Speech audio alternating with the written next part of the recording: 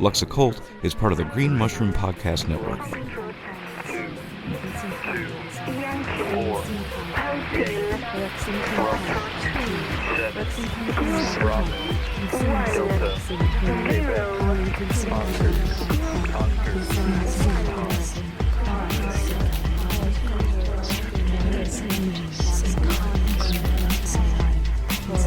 We who are about to partake of each other shall walk past all amorous sickness and death, for we are within the magical equinox.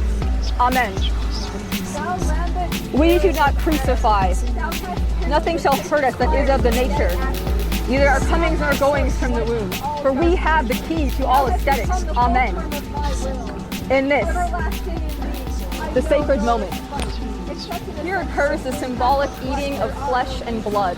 Thou hast awakened me into a firmament. Thou makest all things beautiful unto the great Christ. Who thou sufferest hath we forget our enemies. Therefore, let our dead children sleep, and let our dead loves arise, so that they may too watch and enjoy our ecstasy. Let their animation be power unto our memories, and so resurge all ecstasy. For on this day there shall be no inhibition, thou insatiable, peripheral, quadria of sex. Amen. Amen.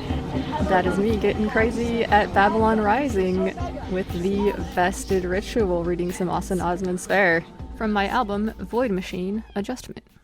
Greetings and welcome to Lux Occult. This is a podcast where we gleefully taunt the mundane, butcher the Latin and most other languages, and also discuss a variety of occult and esoteric and adjacent topics, exploring the intersections of magic, art, science, spirituality, philosophy, technology, and so much more.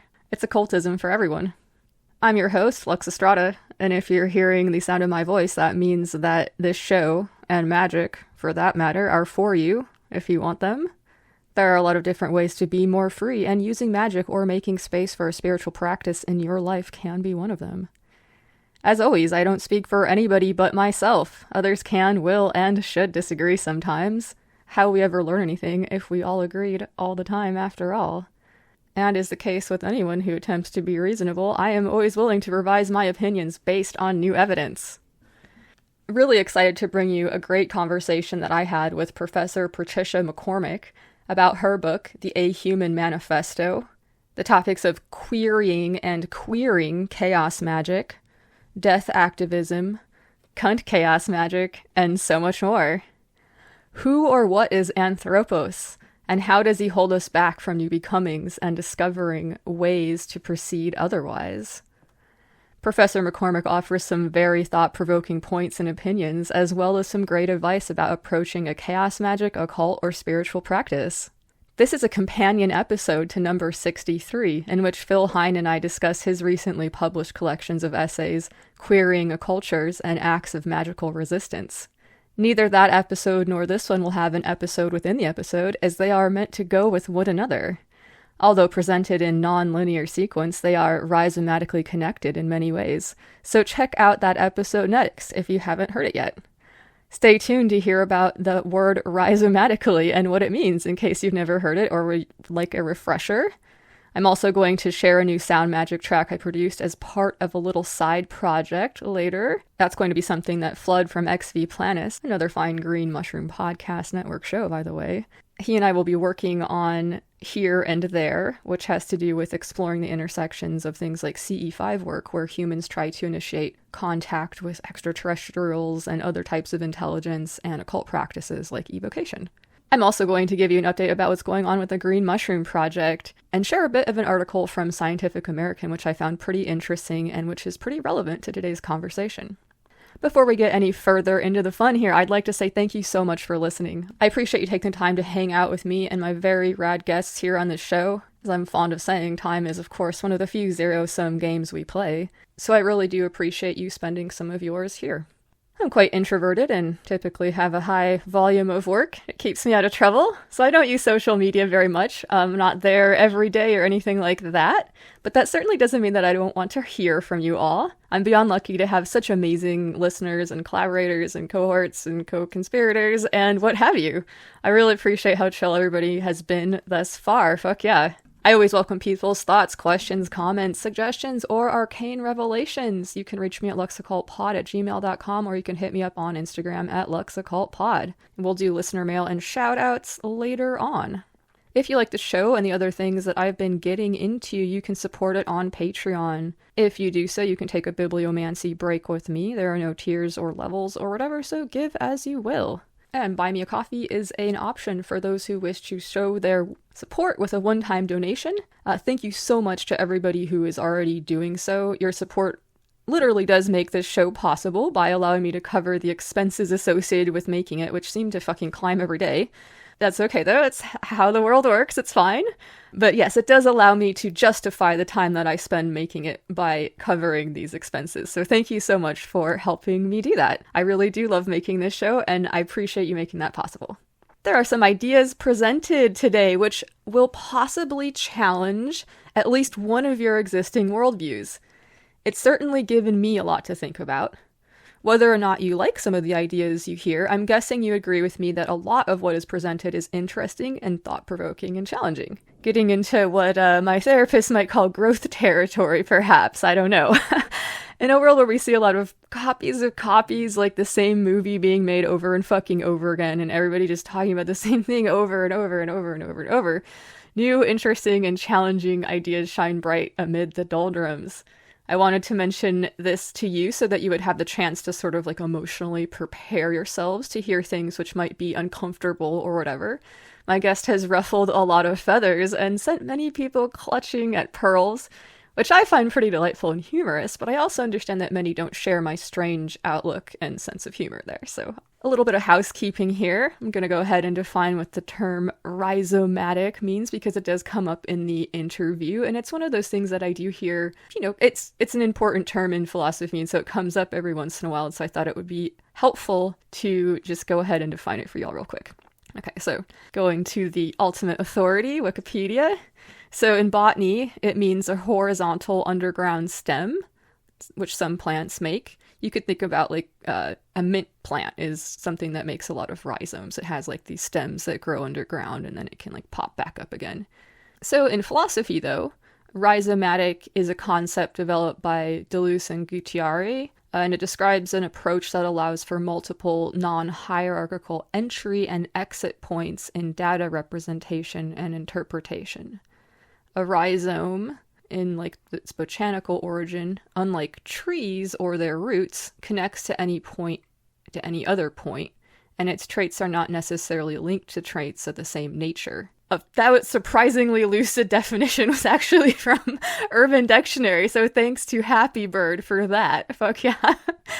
A rhizome is a concept in post-structuralism, back to Wikipedia, describing a nonlinear network, and refers to networks that establish connections between semiotic chains, organizations of power, and circumstances relative to the arts, science, and social struggles, with no apparent order or coherency.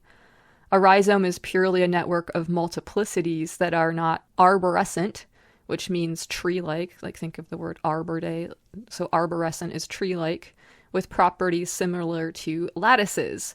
So thank you to Wikipedia for that. Hopefully that's enough to be going on with for now for everyone.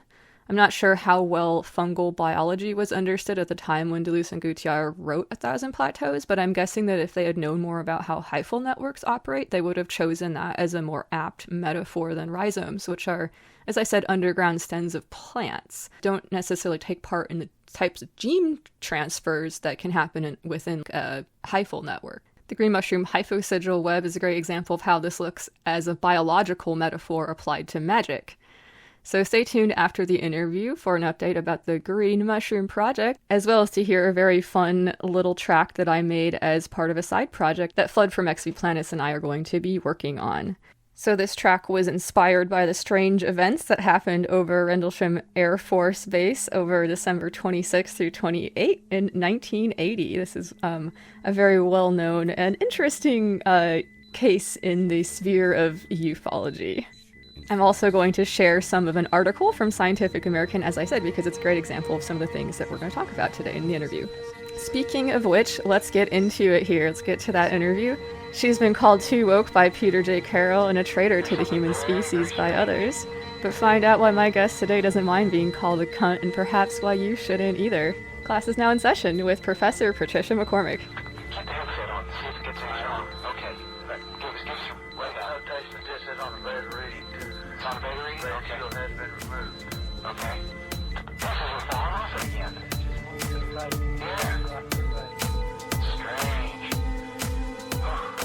Well, my guest today is Patricia MacCormack, Professor of Continental Philosophy at Anglia Ruskin University. Patricia, how are you today?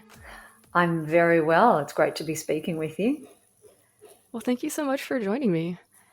So to provide listeners with a little bit of context, I spoke with Phil Hine a couple episodes ago about a few different things, one of them being the Acts of Magical Resistance collection. And he let me know, and it does say in the introduction that a lot of this did come out of a presentation that the two of you had held together at Helgi's Bar in London in February of this year, 2023. And we heard a little bit of his side of the story, but I, of course, wanted to hear your thoughts on the subject. So Phil and I have known each other for quite a while, and one of the reasons why we were initially interested in getting together and doing some work together was because both of us share obviously a passion for chaos magic, but within that we are interested in the queering and querying of chaos magic, because stereotypically and traditionally, obviously, it's usually something that has been nurtured by white, masculine, heteronormative and pseudo-capitalist kind of attitudes towards magical thinking and action. And the second related to that is that, both of us are also kind of quite interested in the idea of an anti-capitalist version of chaos magic, which has consequences in terms of a social understanding of the purpose of performing rituals for the greater good, for minoritarianism, for what we would term diversity, but what Phil and I are more interested in as a sort of radical alterity or otherness. And secondly, getting away from magic being something that is performed for any kind of gain, which is sort of the understanding of magic as it has become more popularized recently, where rituals are done, whether they're gains for pseudo-wellness or gains for outcomes in general.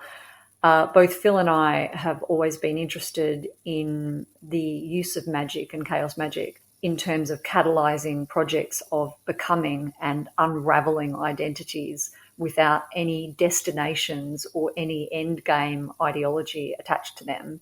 So, of course, in terms of activism and in terms of these things being performed for outcomes, when we're thinking about outcomes, they're very tactical rather than strategic, and they're very experimental. So an outcome can simply be a change, a shift in patterns, a new performance of thinking resistance.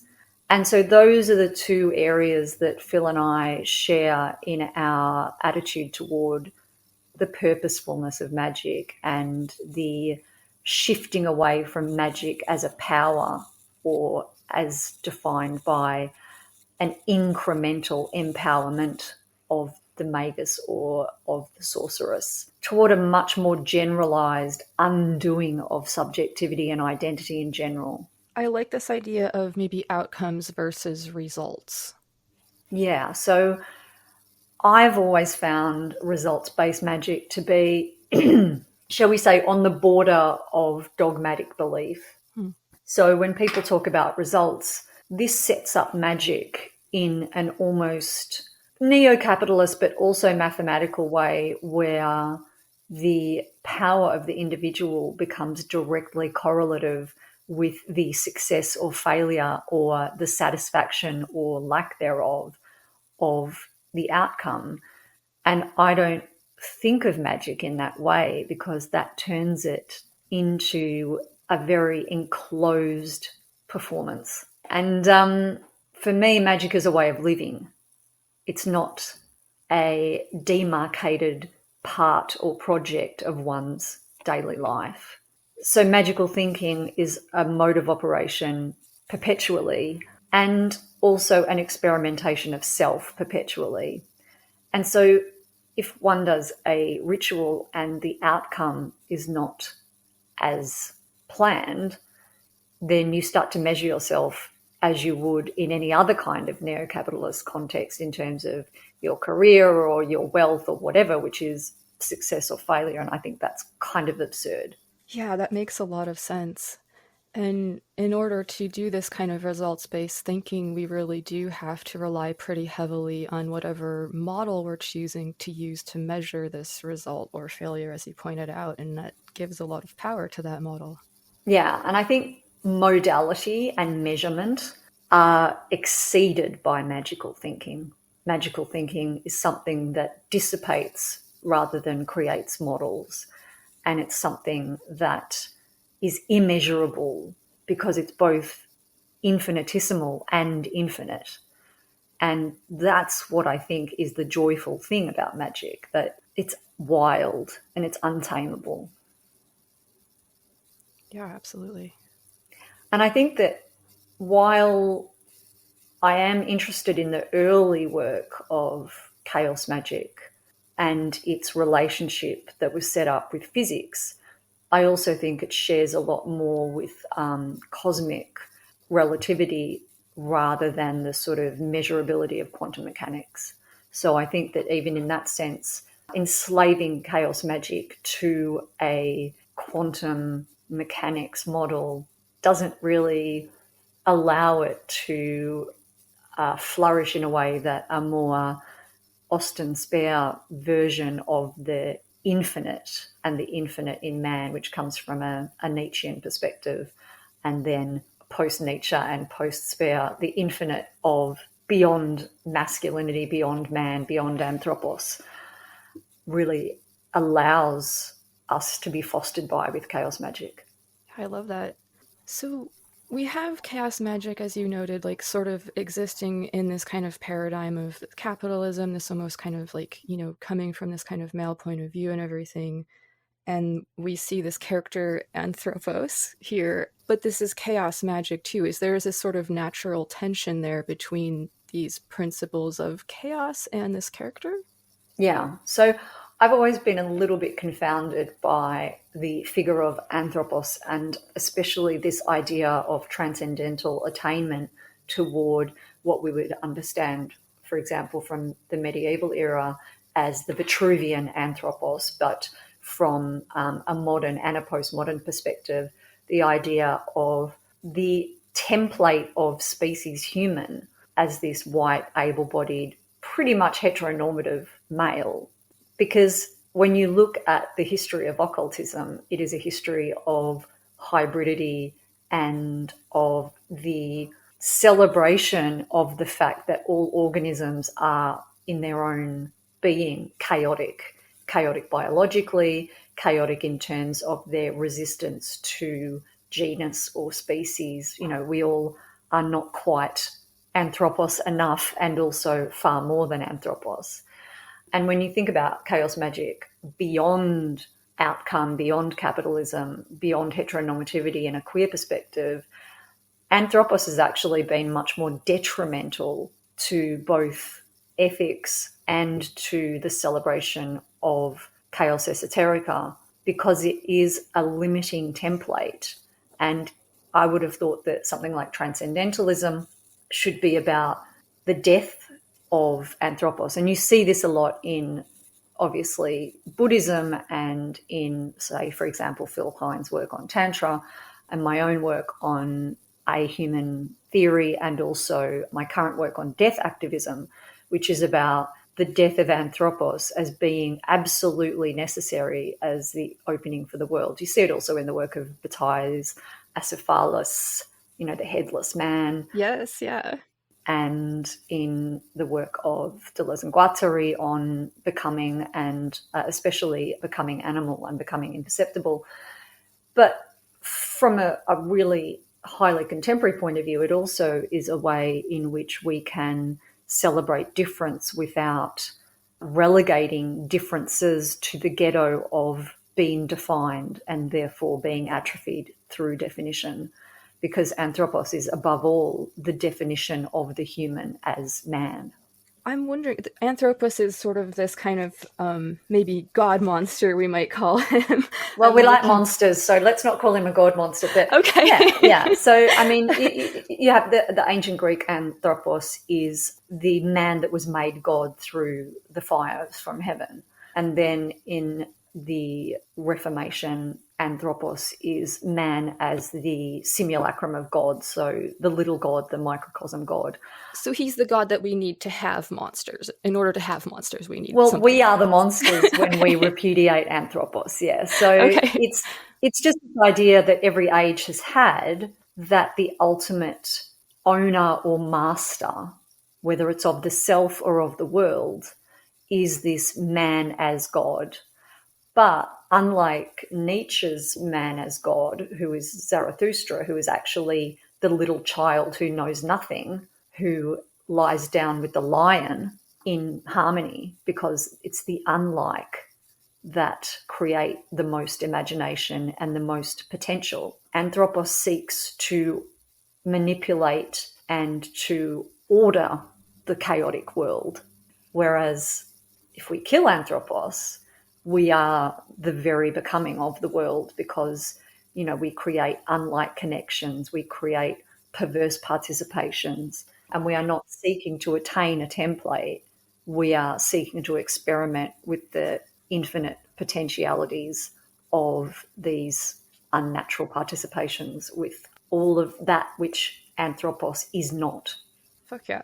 I love it. So I've been reading the Ahuman Manifesto, and I'm glad that you brought up Nietzsche, because honestly, I don't think I've gotten as stirred up about reading somebody's writing since reading Nietzsche as a young person. So I've really, really been enjoying it. And I'm hoping we could talk a little bit about that in terms of a magical practice and killing anthropos. And for people listening right now, what kind of pictures might that look like, or, actions, or what activisms or other things like that might people be thinking about as ways to approach something like this?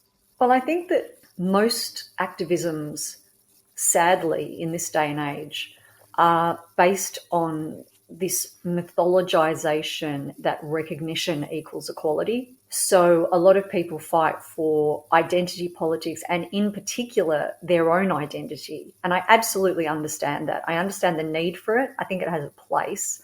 So, as a queer person, as a woman, I understand that I am a radical feminist, and I not a turfy one, but a radically feminist person, as can be seen in my development of cunt chaos magic.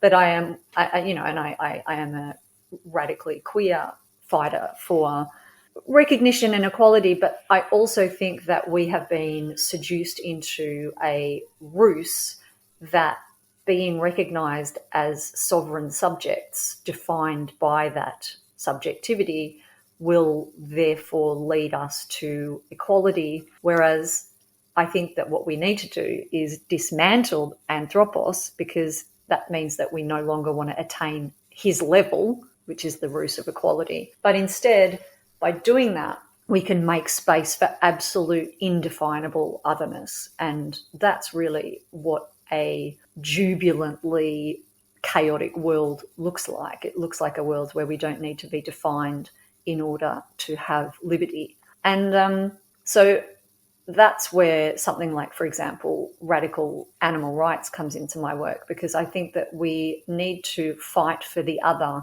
that we can never know. And that, to me, is an incredibly chaotic activist practice, because usually we want the other to prove their worth in order to fight for their liberty. But I think that is something that needs to be turned around, where we are no longer defined in ourselves, but we are defined by the chaotic practices into which we can enter in order to create space for the other to exist with liberty and freedom.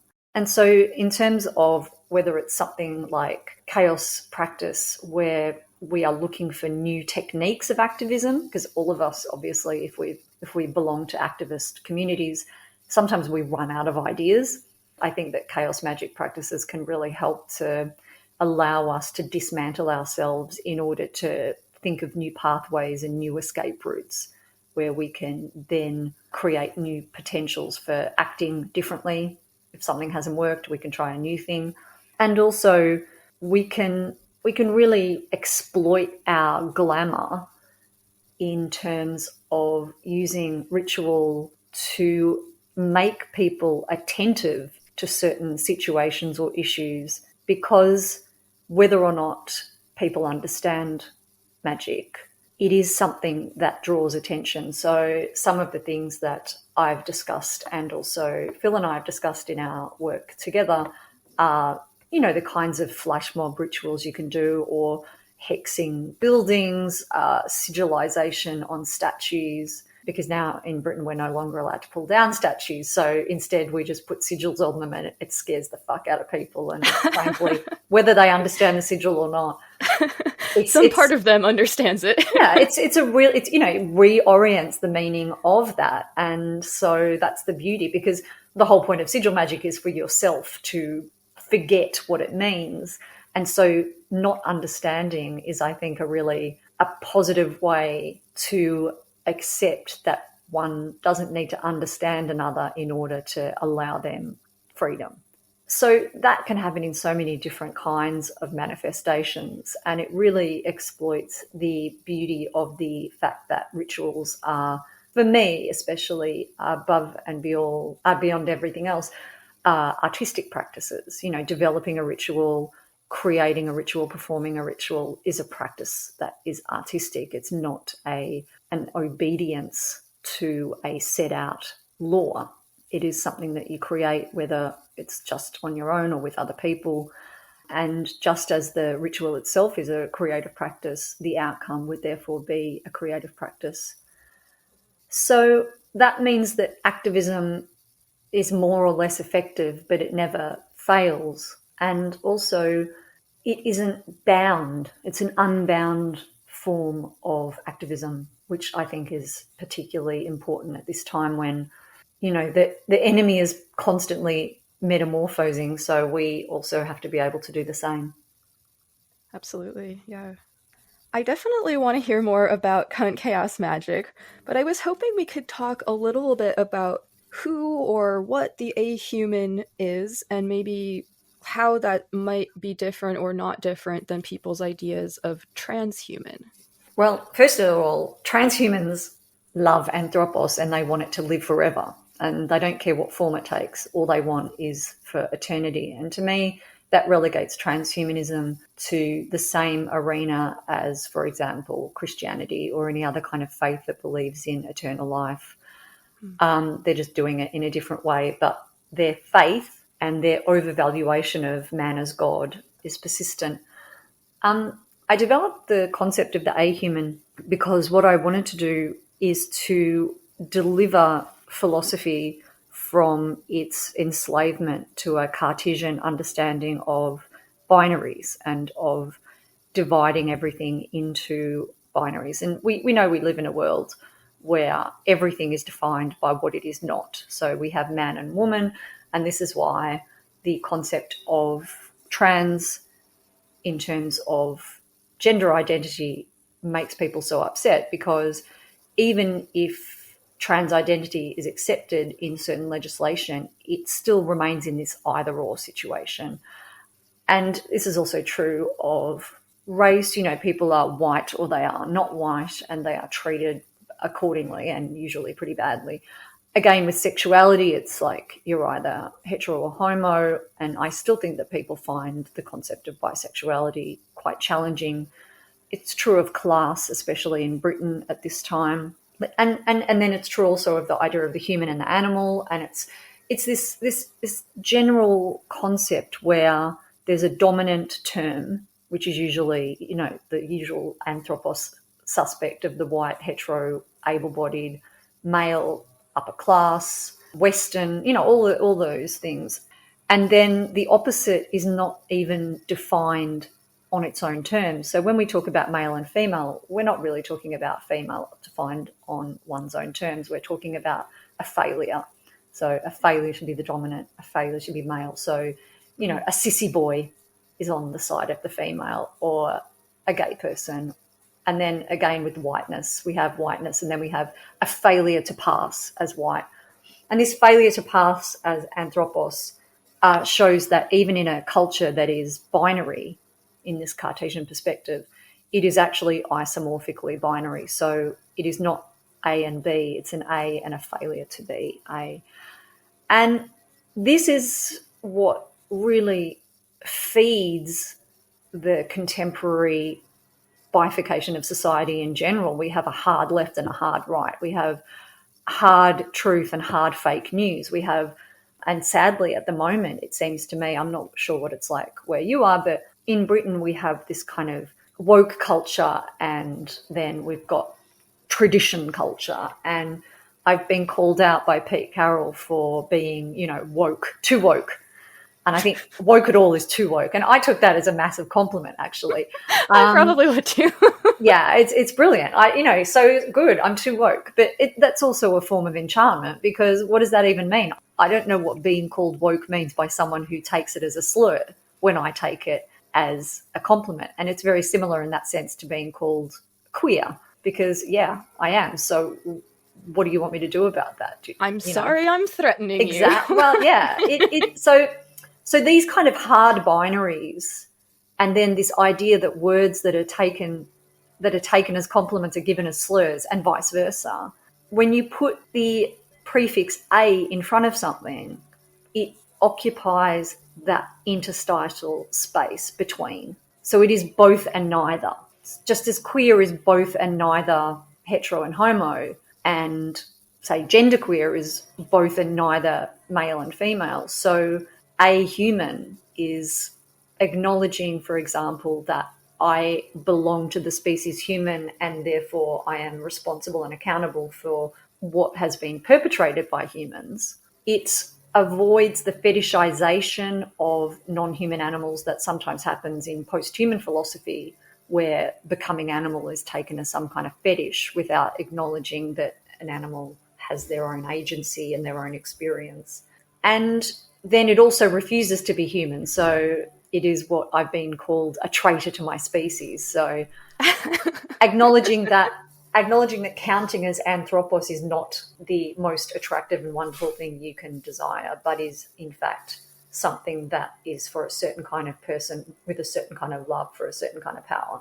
And so in that sense, putting the A in front of a human takes it out of both binaries, and it takes it out of definition itself. And that obviously resonates with chaos magic, which is everything and nothing, which is the interstitial, which is the most minute and the most cosmically enormous. And so it really contests the word human in any variety of ways, and also, most importantly, contests the idea that counting as human is the most attractive thing. So it is this becoming monstrosity. It's the teratology of experiments in identity that takes us out of wanting to count as sovereign subjects. Yeah, I love that. And a lot of what I've been taking away so far, at least for me and my own way of thinking, my background is in science, so my head is very much full of, all of these models. As a scientist, I understand that they're models and I don't take them as like dogmatic truths, but they're still in there. And I like the idea of like moving away from all of these, lenses that we've put on the world and really trying to experience it in a more authentic way. And that's something that I think is really beautiful about a lot of what you've written too. Oh, thank you. Yeah, I think that we sometimes, I'm not anti-science at all, but science has a tendency to disavow its own lack of neutrality, as well as the big question, or the big thing, which is in science, which is in all forms of signification systems, is that you can name something, but we always attach a value to that name or a purpose to that name. And that is the problem. Naming something tactically because it's useful is not a problem in itself, but having a value attached to that name. So when we say the word woman, we never just mean a certain form of genitals. There's always a social and ideological and even a scientific attachment to that signifier. And that's where we come into the problems. You know, how do we start to think in a way without attaching values to those thoughts always? And those values are always residual from culture, from ideology, but also especially from power. You know, am I above or below that? Mm-hmm. And I also should mention that I stole, you know, the use of the prefix a from Felix Guattari's work on asemiosis, which is the idea that, you know, semiotics names something, but every signifier has a signified, which means that every name has an attached value. So how can we think about signifying things without having these attached values, or by changing those values? And I think that in chaos magic we do that a lot. We'll say, all right, well, this is an evil entity, but I am going to summon them as a benevolent entity. So you're fucking around with the traditional signifiers. And we also see that in the hermaphrodite forms of different and various schema, such as Baphomet being the most obvious one, and also in a lot of the distortion and playing around with the Goetian demons, where we give them qualities that they are not attributed. That's a form of asemiosis. It's changing the value and seeing what happens and showing that all of those attributions have always been arbitrary and invested with what the human wants from these definitions. Yeah, absolutely. Everything is definitely an interaction. Yeah, and we get defined also as much by what we are not, what is above and below us. So there's something deeply anti-hierarchical in both my magical practice and in my work. I think that as soon as something is put in a hierarchical place in relation to something else, it's no longer related, it is subjected. Mm-hmm. So I like the idea of a more rhizomatic relatability, which is, you know, much more in tune with traditional physics, and so in that sense is much more chaotic. Yeah, absolutely. Fuck yeah.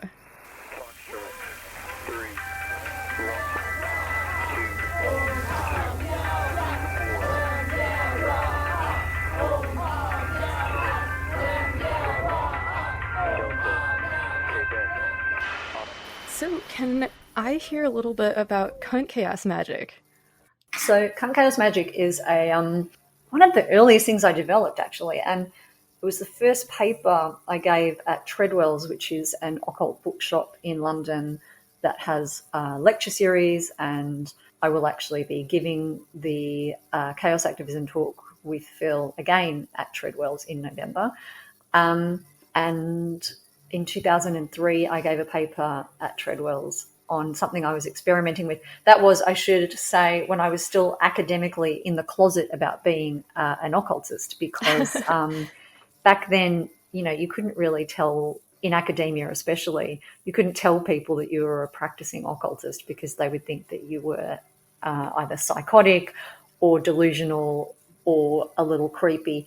And I was already, you know, relegated to those arenas enough without having to add that to it. But so I was doing work with the philosophy that I teach and publish on, but I was sort of making strange bedfellows with that and chaos magic work. So I am deeply influenced by the work of Luxa Occult, a French feminist philosopher, and she structures her most famous argument on the model of the vulva and the two lips, not simply as a literal manifestation of a challenge to patriarchy, but also as a way to think about the world in a multiplicity, or as a multiplicity rather than as a binary or as a single monolithic structure of power. So in our society, we live in a phallocentric society, which has the model of the penis as the singular,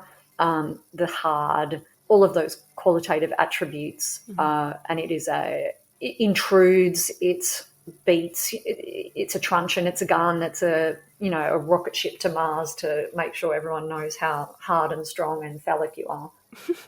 So she creates this model of the vulva, which is directly correlated with the actual vulva, of two lips, and also of the idea of female genitalia as multiplicity. So it sounds pretty rudimentary, but, when you're a little kid and you're taught what we now know is a fairly arbitrary division of the sexes as genital, we're taught about the penis and the vagina. But a vagina is an empty space that is modelled on a lack of penis. It's not actually, women don't just have vaginas, and some women don't have them at all. But this idea of an equivalent model that is a vacuous space, whereas women, as we know, have undefined and illicit genitalia that is both and more than the vagina, the vulva, the two lips, the two sets of two lips, the clitoris, this idea of multiplicity and of a rhizomatic connectivity. And, there is no start or end when we talk about that. And so she uses this model to extend that to things like, for example, discourse, where instead of having a speaker who enunciates truth, we have the two lips, which is people speaking together, and the space in between is where truth happens. And so the two lips is also representative of two speakers speaking together as a mediated conversation rather than as an enunciation by the master. And then again, this idea of there is no beginning and end, there is no edict. Instead, there is a fluid conversation. And so the two lips model also has this idea of the mucosal fluidity, which is formally considered abject, because as we all know, sperm is considered some kind of holy relic, whereas any mucosal mention of the vulvic is considered something disgusting that should be concealed. But actually, we all live in a vulvic mucosal relation with each other. As we know, we are rubbing constantly against each other, metaphorically, if not actually. And so I really love that work of hers. And I still think it also remains somewhat in the illicit, because, even my students still recoil having to say words like vulva and mucus, and but they're not abject, they're celebrated. And I also was a little bit tired of dude bros talking about the goddess and Babylon, and I'm like, just stop fetishizing us, dude. Like, can you not? And you're not special because you're not scared of mucus or menstrual blood. You're not, it just always seemed very fetishistic and very tedious, whereas the vulvic model is not something that includes or excludes men or women, and it is not something indeed that is gendered. You can have the two lips model that is attachable to the penis, because obviously penises have two lips, and the whole body can become this kind of infinite. It doesn't have a beginning, it doesn't have an end. It is a multiplicity of sensation, of erotogenia, but also of infinite thought. And so I developed that, and I wrote a philosophy article that ended up in a journal, but they made me change the word cunt to vulva. And Irigare herself uses the word vulva. I, however, like the word cunt because just as the vulva has been considered somewhat prohibited or perverse or hidden, the word cunt is, as we know in the English language, pretty much the worst thing you can call someone. Mm-hmm. And I always wondered, what the definition of cunt was, because cunt has no definition. What is a cunt? When you call someone a cunt, when you call someone a dick, you know what a dick is, but what is it when you call someone a cunt? It seems to embrace and celebrate that infinite ambiguity, because we don't really have something in our minds. And also its etymology is contested. When I gave my paper at Treadwell's in 2003, everyone had a different idea about where the etymology comes from. But I was very interested in, for example, the connections in Hebrew. Leviathan is that which gathers itself into folds, and that to me seemed very much relevant to the idea that the cunt as a vulva is a series of folds. And also the work of Leibniz, who talks about the way that the world is structured is not a series of ontological separate entities, but is in fact a series of folds. And our relation with each other is a Baroque structure more than a structure where there is a background and a foreground, and the background is the environment, and the foreground is the figures of, say, for example, humans and animals, anthropos, and other kinds of species and genus. So there was also an ethical element to the figuration of the vulva or the cunt, which shows our relationality to each other and the expressivity and the affects that we perpetrate or gift or whatever to each other, depending on whether they're malevolent or benevolent. So, and I liked cunt because, you know, it's another word. When people say you're a cunt, I say, thank you. That's fantastic. I'd rather be a cunt than almost any other insult. And so, because I wasn't so interested in the results-based magic, but I was still interested in the infinity of chaos magic coming from Nietzsche and Speer, I thought that worked quite well together. So for me, cunt chaos is performing magic in that way where you unfold and refold your relationship with entities that you invoke, the way in which those entities themselves are ambiguous in terms of their desires and pleasures and sexuality and gender, and also the ambiguity that comes from doing a ritual where it's both highly charged in terms of pleasure but also fear, that kind of taking risks with your own sense of identity, that teetering on madness. I think that's also a really important aspect for performing magic rituals, that one has to really teeter on the brink and occupy the interstitial space between sanity and insanity. And as we know, these are things that are defined not by us but by other people. So cunt chaos magic is that which embraces ambiguity, that which embraces the fluid, the mucosal, the experimental, the creative and the artistic, without being defined by a relationship with power, with results, with definitions, and with the master-slave dialectic that happens, I think, a lot in certain forms of Goetian and some forms of chaos magic. All right, thank you. Fuck yeah, I love it. There's this sort of juxtaposition here between like this word cunt. It has this sharpness to it, like this hardness and sharpness. But, you know, when we think about what it describes, it's very much the opposite. And I love that dichotomy. Absolutely. I mean, you know, cunts are ethical because they're fluid and embracing and warm, and there's no master slave. You know, they fold in on themselves in a way in which there's always more than one.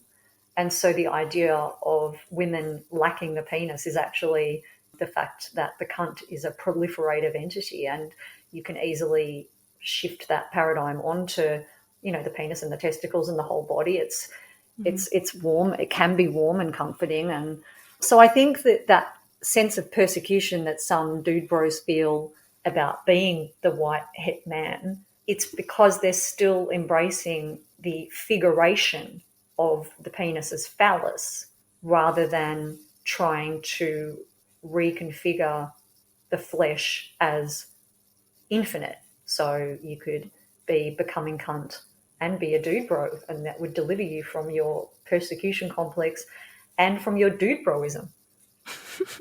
I love it.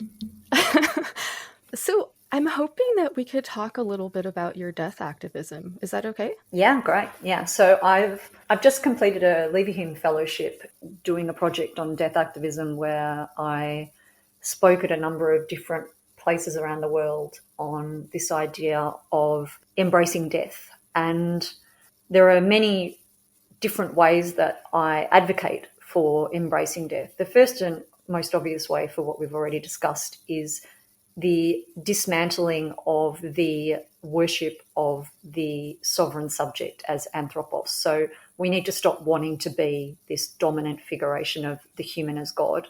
So that's the first death. That's the most obvious death. That's quite an abstract death. And I think all activisms base their premise on the death of that. But I also think that, you know, on a very practical level, there are a lot of deaths that we should be fighting against that we don't, and there are a lot of deaths that we should be embracing that we don't. So I'm quite a suicide activist, so some of the work I've been doing has been on just not even pro-euthanasia, but acknowledging that some people just don't like life. You know, there is a sad but absolutely undeniable truth that some people were just not cut out to live, just as some people really want to live no matter what. We value that, we recognize that, we think that makes sense. But some people simply do not.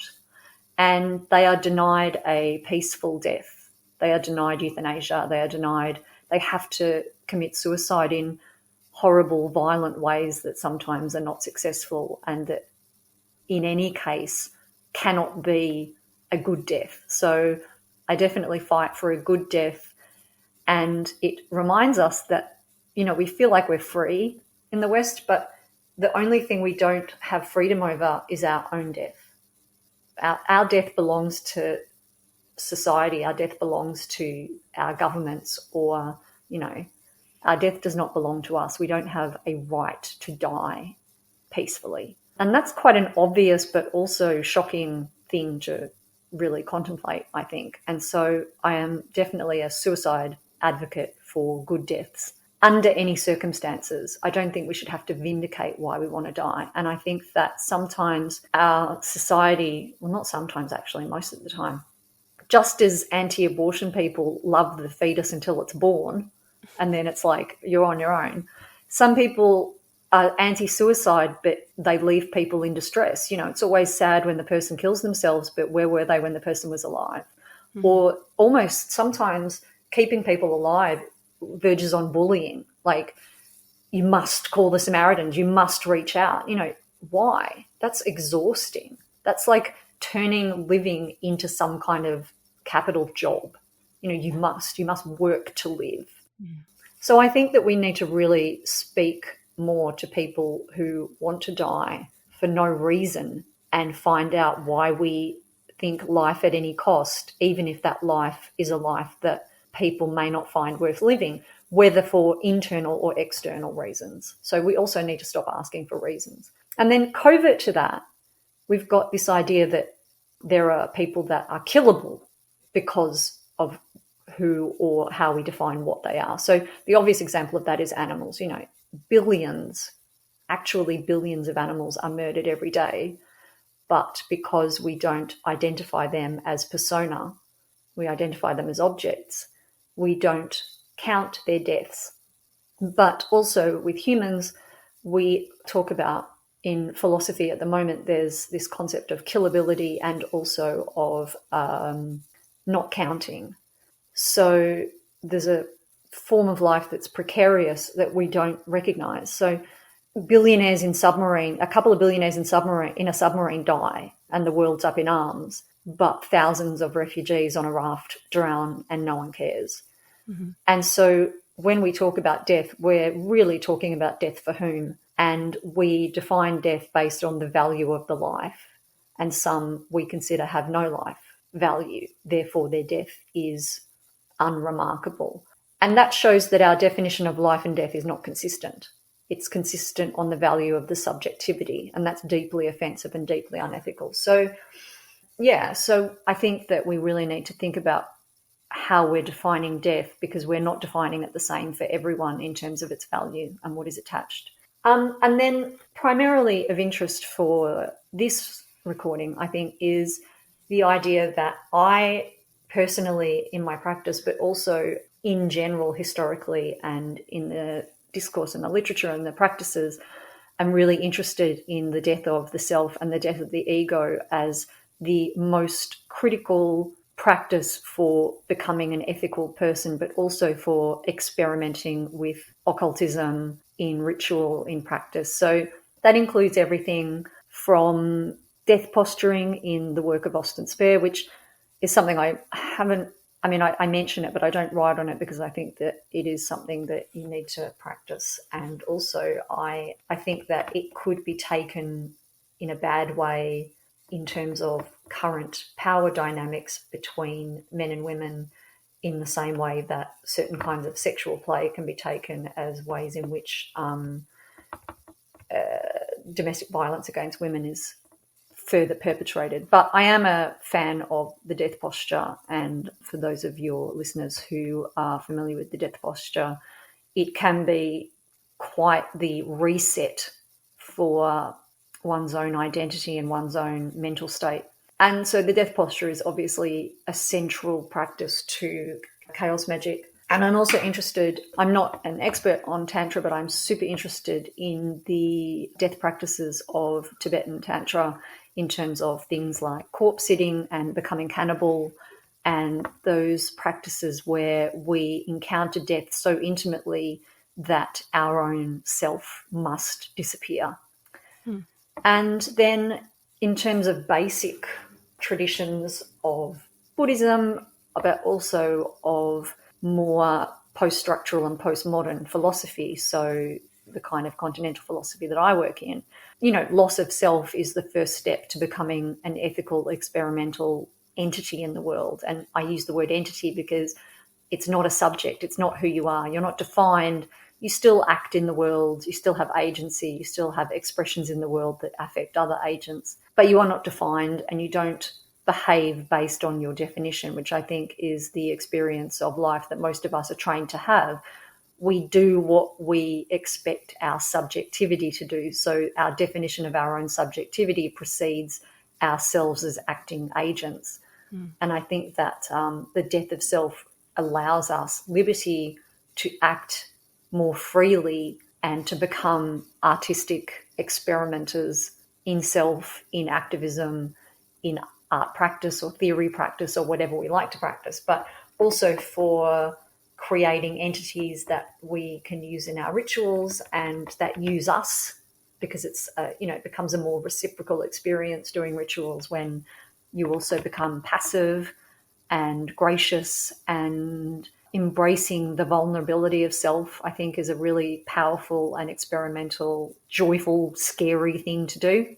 So there are a lot of different manifestations of death activism. And also I've been even working with and looking at representations of death in Death and the Maiden and the Danse Macabre as queer relationships, because death in those is not gendered, and you get a lot of very queer dances indeed, and I think they're kind of fun. And like monsters traditionally in representations, whether they be in medieval engravings or in films, women tend to prefer the monsters and death to the dude bros, much to the chagrin of the dude bros. But, we like monsters. Queer people like monsters, and we are monsters.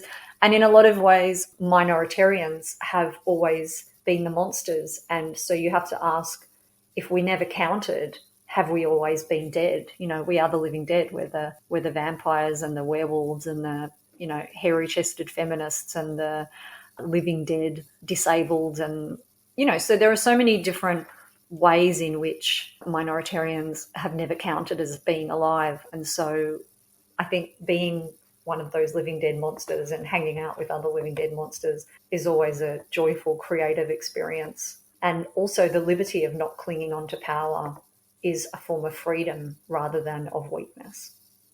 Fuck yeah, I love that. So Patricia, this is the point in the interview where I usually ask, is there anything that you would like to talk about that I haven't asked you about yet? Not really, actually, because I've gone from, I guess, my earliest representations in London when I first emigrated to my most recent work. So I think that one of the important things that I would mention, though, is the DIY aspect of magical practice, including chaos magic, is really critical. I mean, I'm a tragically bookish person, so when I began my magical practices when I was 15, I was a bit neurotic about making sure I'd read everything and whatever. And I think that one of the sad parts is that the later books that I got to, especially because they weren't easy to access in Melbourne in the 80s and 90s, is that idea of just do something, create something, lose yourself in something. I don't think that the way I did it was wrong, but I think that we're getting more queer and feminist and BIPOC written works on magic now, but sadly the heritage is primarily of a certain tradition that would be anthropocentric. So I would just encourage an exploration of some of the weird literature that's kicking about now. And I think that we're seeing a beautiful reimagining of magic, including chaos magic, that does belong to minoritarians, but that also belongs to minoritarians who are not interested in identity politics, but are interested in experiments in identity. So, yeah, I think it's really flourishing at the moment, and that makes me really happy. And I also think that the other thing that's flourishing is a lot more communal work that's not done in orders or covens. I think that's quite nice. I think that de-hierarchization of orders is being celebrated, even by, very well-known people in magic. So people like Duquette, who obviously is important in Thelema as an order, but also is really celebratory of dismantling hierarchy and DIY magic. So I think that I guess that is one little hangover, that we are all become our own gods, but with that comes responsibility, and also that those gods don't look like anthropos. They are cosmic and imperceptible. So I'm sure that your listeners all already know all that and already are quite DIY, but especially for young queers and young feminists, I hope that they leap right in and know that they're already monsters and they're already dead, so they should be indulging and celebrating that rather than trying to attain any ideal of the magus. Fuck yeah. Well, Patricia, thank you so much. Where can my listeners find your work? Well, my books are available on any bookshop. The Ahuman Manifesto is relatively reasonably priced, but unfortunately my other books are academic books, so they might be a bit of a stretch, but you can also ask your local libraries to order them. And I also have a number of journal articles that are freely available on the internet, and if you Google me, you can also see the uproar that my work has caused, where the Daily Mail called me a witch professor in an outraged manner, calling for the end of the world. So there's some pretty fun stuff. There's lots of hate there. There's lots of death threats there, but also lots of positive things too. So, yeah, I guess the other thing would be prepared, because, we all get our 15 minutes of hate these days. So, again, being called a professor witch was intended as a deep insult, and it really missed its mark, because I thought it's like, that almost sounds like an accurate description. Yeah, and the fun thing was they trawled through like photos to try and find the photos where I'm super gothed up, and they were so outraged that somebody who looked like me and was an occultist was also a professor, that you could hear the tears, and I loved it very much. I love it too. But yeah, so my work's freely available if you just Google me, or you can buy my books from Bloomsbury or Routledge, or you can get your library to order them. And I do a lot of events all over the world. And as I said, Phil and I have the querying chaos activism coming up in November. So there's always opportunities to hang out and share work. All right, well, fantastic. It's not every day that one has the opportunity to speak to a traitor for the human race, so thank you so much. Thank you so much for your work and for taking the time to talk with me today. Are there any last thoughts you'd like to leave the listeners and I with? Just, if somebody calls you a witch as an insult, or a cunt as an insult, you take it. Fuck yeah. Thank you so much, Patricia. Thank you.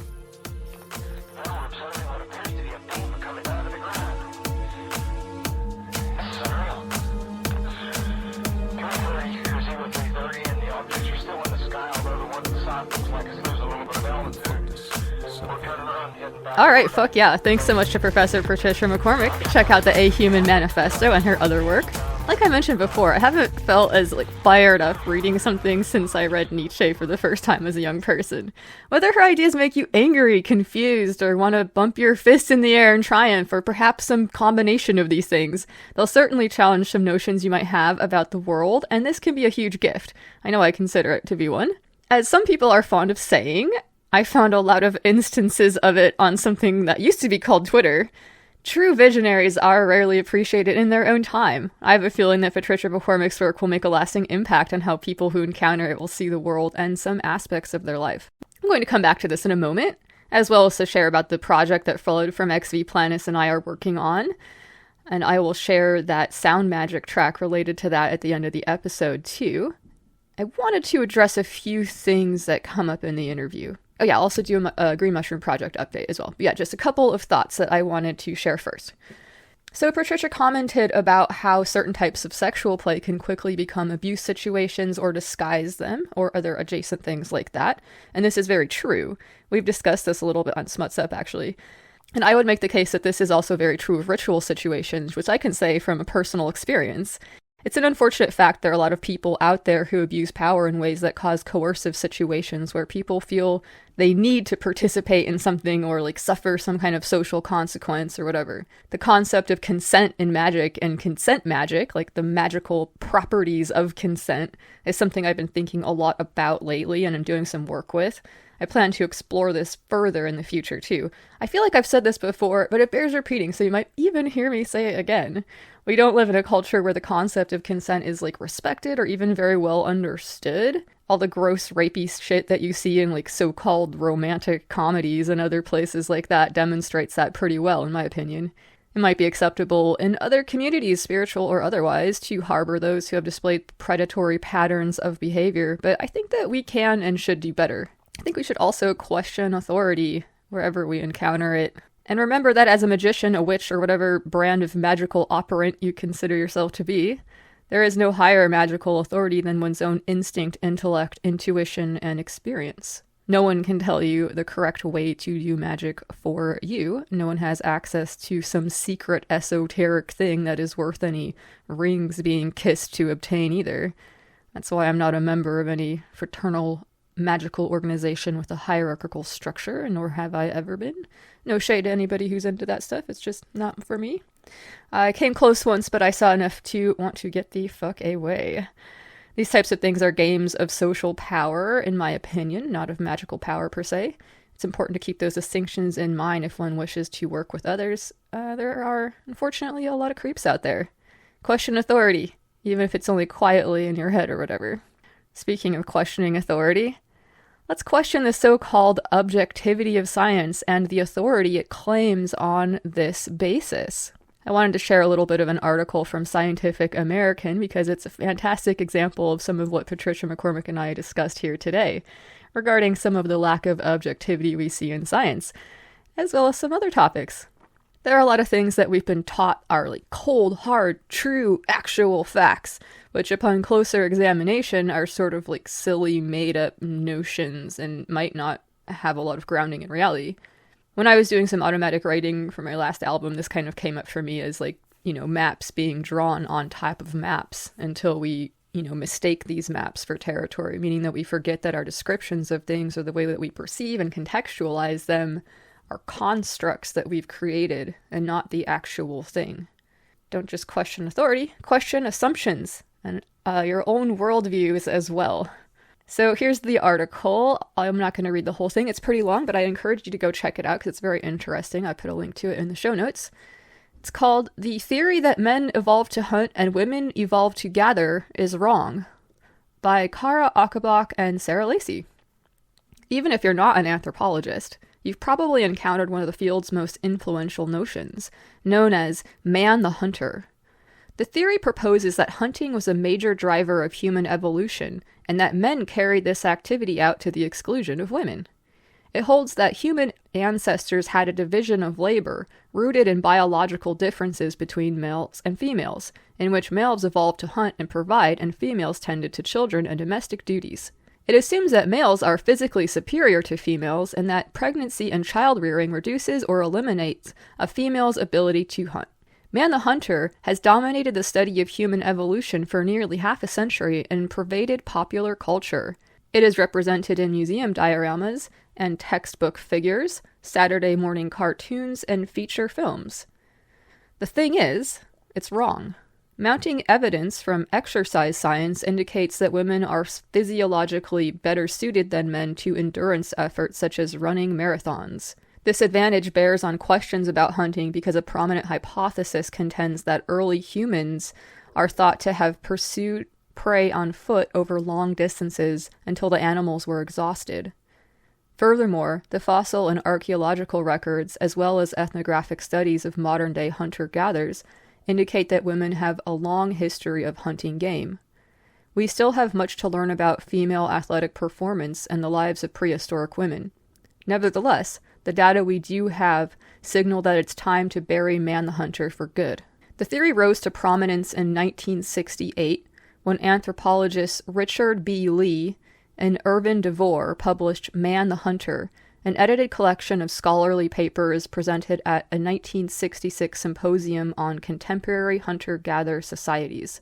The volume drew on ethnographic, archaeological, and paleoanthropological evidence to argue that hunting is what drove human evolution and resulted in our suite of unique features.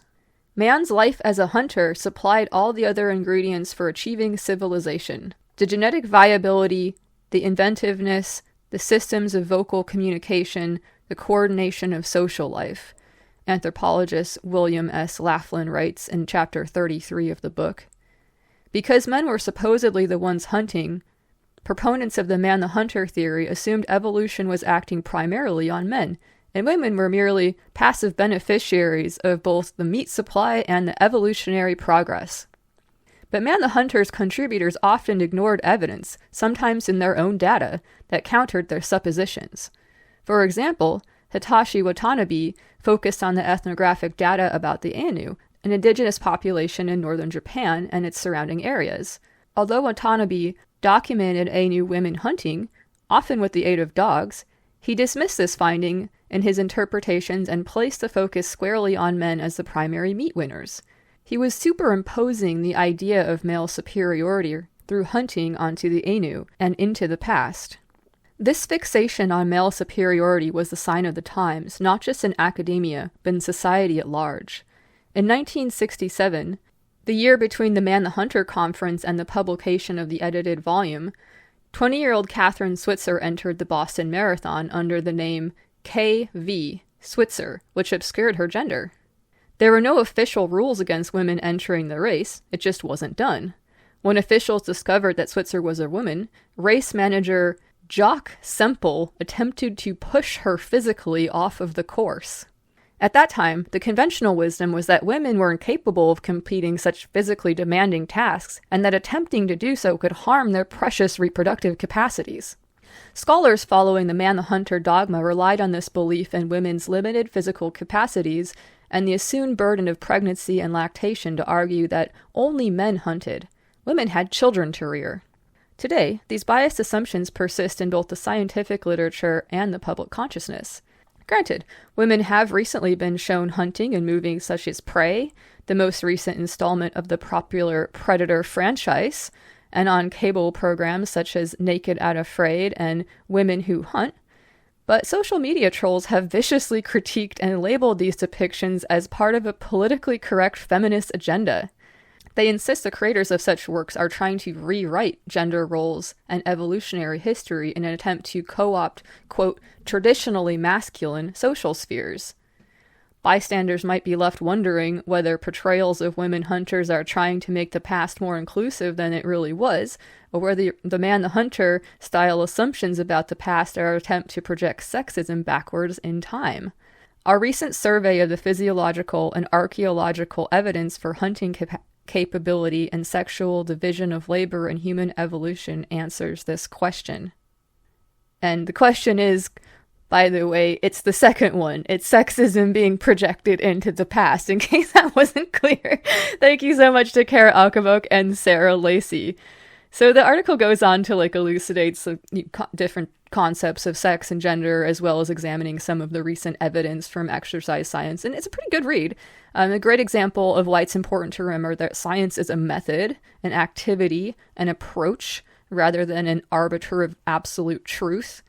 It's like a stupid look, I think, when the church does it, and it's even worse when it's coming from those who should know better within the spheres of science. Anyway, we need people who are brave enough, like Professor Patricia MacCormack, who, by the way, is incredibly fucking brave, and I do respect that a lot. We need people to be brave enough to stand up and say, wait a minute, I have some questions about what you're telling me, and some of them are difficult. In some of my circles, we talk about the idea of how to proceed otherwise. Shout out to Joy. When we look around and see that so many systems are failing us, how do we build something better in a way that doesn't throw out the baby with the bathwater and repeat the mistakes of the past. We can recognize the places where things are failing, in some cases, a lot of cases, failing because they're failing to adapt, and point out the problems with them. But how do we proceed otherwise when we're focusing on these problems? I suspect that this is another instance where a sort of like dialectic or whatever is necessary, a tightrope walk between two things. This comes up in my magical practice often. Things are seldom entirely one way or the other, and nuanced layers of meaning can be discovered through intellectual investigation and somatic experience.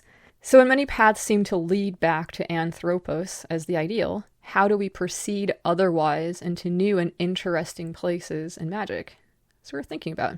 Another thing I think that's interesting to consider is this idea of man the hunter, and this being thought of as kind of like this source. And of course not everybody thinks this way, but there's this kind of conception in broad culture that men are more violent and women are more passive, and this is because of this past of hunting, this man the hunter idea.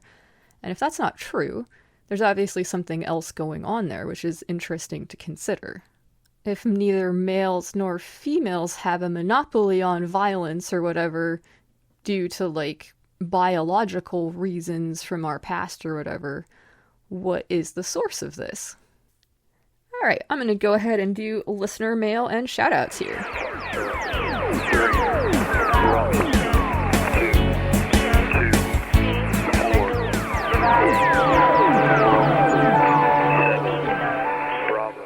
Shout out and thank you very much to Aidan, Wachter, and Lonnie Scott of the Weird Web Radio podcast for saying all that nice stuff about my work during the recent episode where Aidan was a guest. I put a link to that in the show notes in case anybody wants to check it out. Aidan had been taking a little break from interacting with the public, which I can totally relate to, by the way, even though everybody's super chill. I'm just like crazy introverted. But I think people are really stoked that he's once again sharing thoughts on the interwebs. Welcome back, and I hope that you're well, dude, if you hear this. Shout out to Hottooth on Instagram, and thank you for the kind words. I'm really stoked that you like the show and that it's been helpful. Fuck yeah, cheers. Greetings to Stones. It made me so glad to hear that your kitchen magic has been giving you such rad results. Fuck yeah, dude. Big thanks to Frater Damiana, who ran what I'm told was a very dope presentation and chat on the topic of kitchen witchery recently. I'm sad to have missed it, but thank you so much, fuck yeah. Hello to Olivia, so glad that you're enjoying the show. Thank you so much for writing. Many thanks and much love to everybody who's written and everybody who's been supporting the show by telling friends about it and posting about it on social media. Writing a positive review or giving it some stars is also a great way to help people find out about it too. Thank you also so much to everybody who is contributing on Patreon or Buy Me a Coffee to help me offset the costs of making this thing and justify the time that I spend making it to myself. I really do enjoy it, and your support makes this possible. Thank you. All right, I'm going to talk a little bit about the Rendlesham Forest UFO, as they were called back then, case here in a second, as well as closing out by sharing my new track, Eyes of Your Eyes, featuring Folds and Floods of Exviplanis. But first, let me tell you about some of the events that we have planned on the Green Machine Discord server, home of the Green Mushroom Project and Administrism. I'm going to be leading some group ritual work tonight, Friday the 29th, during a special chat, if you're hearing this the day it comes out. On the 5th of January, this coming year of Our Lady, 2024, Wurds will be presenting about the Bach, probably saying that wrong, apologies, a magical polysynthetic logosyllabic language that can be spoken through all forms of activity. Allie's work is super fucking cool. You can hear my conversation with them in episode 46, The Semiotician and the Machine with Wurds, and Elemental Spirits with Taylor Ellwood. Saturday the 6th, we've got 6 Ways by Aidan Wachter book and discussion group hosted by Lavender Laura. On the 9th, Joy will be hosting the first in a series of talks about logical fallacies and magic, which I'm very stoked about. This will vibe nicely with a little something we've got cooking up at the moment behind the scenes. More on that to come. We've got Rune Study Group on the 20th, hosted by Laura, and 23 Bibliomancy will take place as usual on the 23rd. Yara will be hosting 24 Cinema Score, which is when we hang out and make fun of campy old horror movies and stuff like that, on the 24th. And for Fungal Friday on the 29th, Shane Shadow Eater will share his thoughts about men's work circles, initiation, archetypal work, And that fucking shadow, this is his words, he's been doing some work surrounding non-toxic masculinity, which I'm really excited to hear more about. Fuck yeah. As always, our events are hosted on the Green Machine Discord server and are free and open to anyone who wants to check them out. I mean, unless we've had to, ban you from the server or something like that. Luckily, that hasn't happened too very often. Open to pretty much anyone, I should say. Let me or anybody there who's a mod know, and we can get you a link to join. As always, much love and much love to everybody participating in the project, regardless of what that looks like for you in your practice. It's such a pleasure to see all the cool magic and art and shit people are getting into, and to have the opportunity to learn from you all and to hang out with fucking cool people. I'm so stoked about how well things are going, and none of it would be possible without the help of all of these very intelligent, kind folks that are putting in some very hard work. And I really appreciate it. Thank you. As is my custom on the show, I will now recite the Statement of Resistance, which we like to do together every Friday night at midnight Eastern Time, when we light a candle with the hypho sigil and remind ourselves to resist. Resist by maintaining sovereignty of the self. Resist by maintaining love of the self. Resist by maintaining fierce loyalty to love and pleasure. Resist with acts of radical kindness. Focus on the path to better times. Fuck yeah. Alright, super stoked to share this new sound magic track. The day that I produced most parts of it, we recorded some ritual work and added that later, but the music and the recording from 1980 that's in it is something that I happened upon when I sat down to try to make something else. I think I was trying to make a meditation track or something, but that did not happen, so I do not remember what it was going to be. I entered a sort of creative fugue state, and a few hours after that I don't really remember very well, the track had emerged from this silky oblivion of the void. Gratitude. This type of thing is not atypical for me, and I try to just go with it when it comes up. I'm excited about this thing. It's one of my favorites that I've made in a little while. Let me give you a little bit of context about it.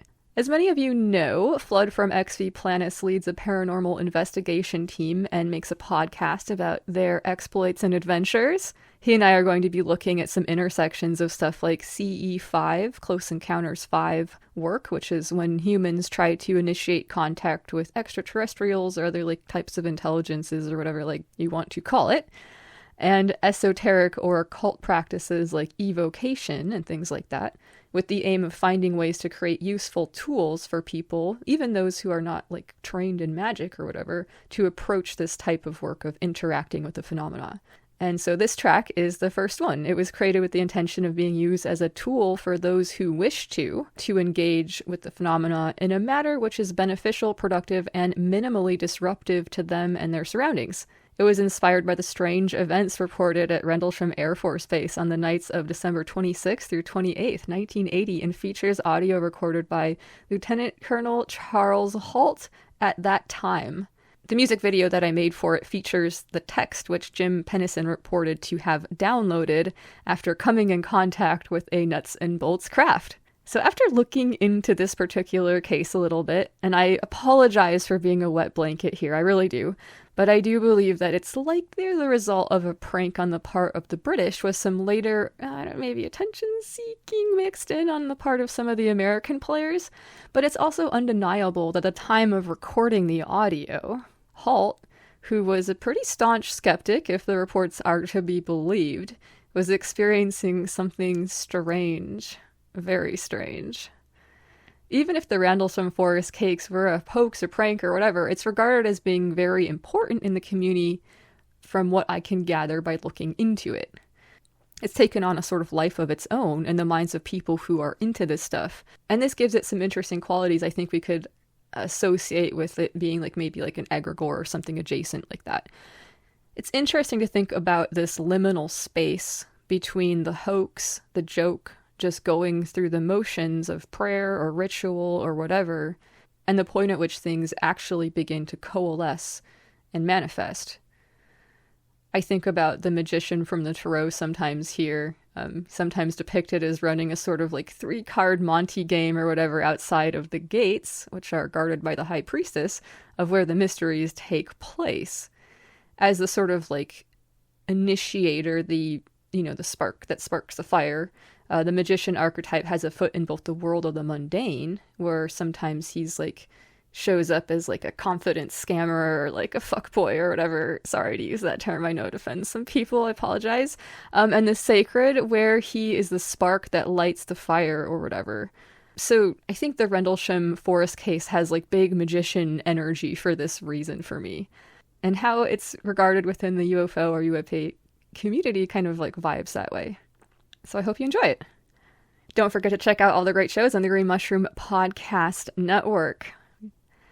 And regardless of when you hear this episode, I hope you've been having the opportunity to spend some quality time with your fellow monsters and weirdos and are doing well amid this mad, sad, terrifying, and beautiful world.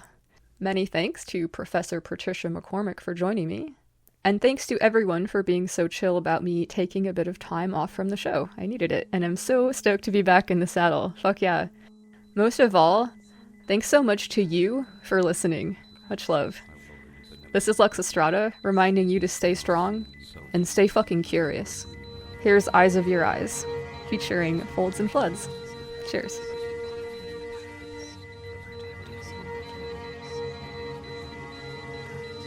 There's something very, very strange.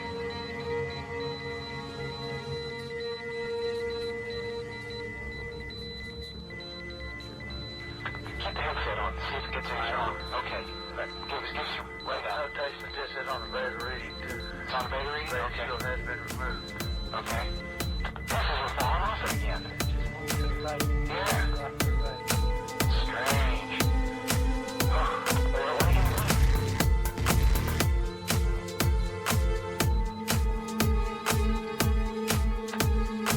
305. We see strange strobe-like flashes for the sporadic, but there's definitely something, some kind of phenomenon. 305 at about 10 degrees horizon directly north. We've got two strange objects, half moon shaped, dancing about with colored lights on them. That used to be about 5 to 10 miles out, maybe less. The half moons now turn into full circles.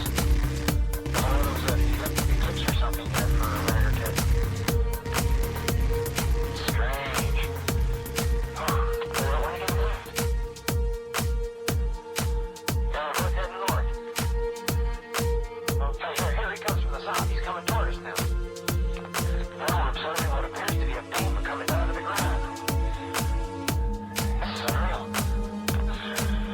You see what these 30 and the objects are still in the sky, although the one to the south looks like there's a little bit of element there. We're turning around, heading back toward the base. The object to the south is still beaming down lights to the ground. 400 hours, one object still hovering over Woodbridge Base at about 5 to 10 degrees off the horizon. Still moving erratic and similar lights and beaming down overhead. 244, we're at the far side of the farmer's field. The southern farmer's field is late, sighting again about 110 degrees. Looks like the craft is right on the horizon. Moves about a bit and flashes from time to time. Still steady or red in color. Also, after negative readings in the center of the field, we're picking up slight readings, 45 clicks now on the meter. There's something very, very strange. Strange. There's something very, very strange. Strange.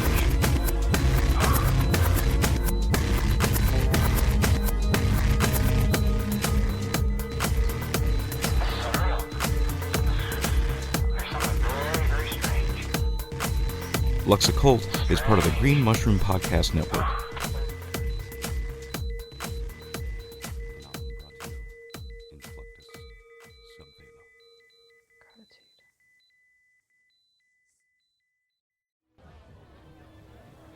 Hey Luxa, what do you have there? It looks like a tattered old Discord server. Oh, this old thing? It's pretty beat up. But if I do this, Sweet! Now that you peeled off the outer bits, it looks fresh as hell. we should call it the Green Machine. Awesome! I fucking hate it! That's okay. It should function alright, but it would probably work better if we had more people. Yeah, we have an awesome crew of chaots, occultists, sorcerers, witches, and weirdos, but there's always room for more. Absolutely. If you'd like to take part in any of our many chats, rituals, workshops, clubs, and more, hit me up and I will send you a link. You can reach me at luxoccultpod@gmail.com or at luxoccultpod on Instagram. And remember, resist. Hi, I'm Frater Yarmarud, And I'm Zarina. and we'd like to introduce you to administrism. What is administrism? As an occultist, for years I've felt the universe directing me towards a practice that was ecologically based, with a foundation laid out by cultures untouched by the influence of what's become modern Western society. With labels like shamanism and neo-shamanism carrying too much uncomfortable post-colonial baggage, I've decided to take my own approach. Join Yara and me as we research and develop a magical system where we recognize our place in nature with all the life that surrounds us. We want to share with you our journey into a paradigm that incorporates ritual and ecology, anthropology and metaphysics, biology, and the occult. Using ethically sourced material, historical accounts, ethnographic records, and our own personal experience, we want to share our discoveries as we watch administrism grow in an organic blend of traditional spirituality, modern science, and a dash of homesteading, without all the connotations associated with labels like shamanism. We hope that by listening to how administrism sprouts in us, it will plant its seeds into your own practice. This way, you can find your own balance between magic and nature. Because the world needs room for both. And don't forget, you can find us on Spotify, Stitcher, iTunes, or wherever you listen to your favorite podcasts. Are you heartbroken? Having trouble letting go of that special someone? Here at Ahuman Industries, we understand the complex web of strife and heartache that is mortal existence. That's why we created Forever Friend, a revolutionary advancement in companionship science. Thanks to new changes in the law, it is now possible to transfer someone's digital imprint to one of our specially designed furry friends. Imagine cuddling up at night with a cat or dog that combines the fluffy softness of a Persian and the personality point markers of your ex-fiancé, or the loyalty of a golden retriever with the skill for trivia of your dead husband. Forever Friends are carefully engineered to be hypoallergenic, hyper-enhanced, and gluten-free, allowing for hours of authentic-feeling conversation. Conversation mode can be switched off through the Forever Friend app, for those times when you'd prefer to be alone with your thoughts. Choose from over 20 breeds of dogs and cats with a variety of color options, with bird options coming soon. The possibilities are endless. Forever Friends, softer than the real thing. Ahuman, making it work for you. See Cyber Catalog for details and information about the Forever Friend privacy policy. Ahuman Industries and its affiliates reserve the right to change these policies at any time without notice. All conversations with Forever Friends may be recorded for quality control and optimization purposes. Quality of Forever Friends personality emulation is dependent on data richness of digital imprint, not responsible for actions of Forever Friends.